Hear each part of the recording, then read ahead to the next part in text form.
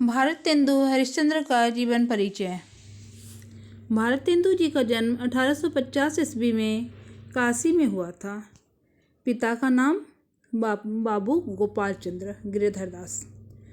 Note important points जो हैं, गोपाल चंद्र गिरधर दास ने 1857 ईस्वी में नहुस नामक नाटक की रचना की थी, जिसे भारतेंदु जी ने हिंदी का पहला नाटक माना था।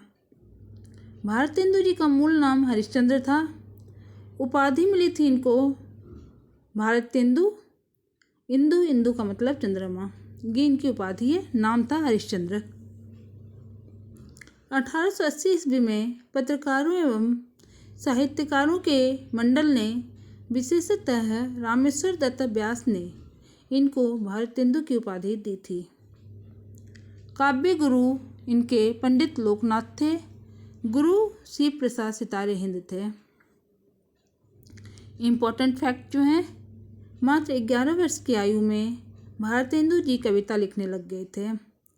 उर्दू में यह रसा उपनाम से लिखा करते थे।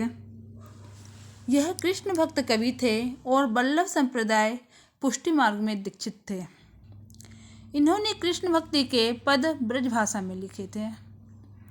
ब्रज भाषा की अपेक्षा खड़ी बोली को अधिक महत्व दिया। इनको हिंदी साहित्य में पुनर्जागरण का अग्रदूत भी कहा जाता है। इनको हिंदी गद्य साहित्य का जन्मदाता माना जाता है। आधुनिक काल में आमिर खुसरो की तरह पहेलियाँ व मुकर्रियाँ लिखने वाले भारतेंदु जी थे। इन्होंने हिंदी लेखकों की समस्या पूर्ति हेतु कविता वर्धिनी सभा की स्थापना की थी 1870 में। 1873 ईस्वी में तदीय समाज की स्थापना की थी इन्होंने। अधि उदारता के कारण अपने पूर्वजों की सारी संपत्ति लुटाकर दरिद्र हो गए थे। यानी जो भी इनसे मदद मांगने आता था, ये सबकी मदद किया करते थे। इन्होंने हिंदी के प्रथम अभिनीत नाटक जानकी मंगल में लक्ष्मण की समस्या निभाई थी।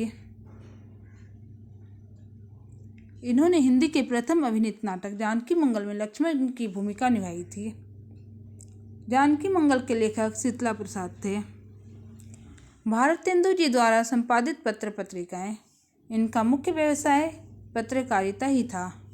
इनके द्वारा 3 पत्रिकाओं का संपादन किया गया था। ये तीनों पत्रिकाएं काशी से ही प्रकाशित होती थी।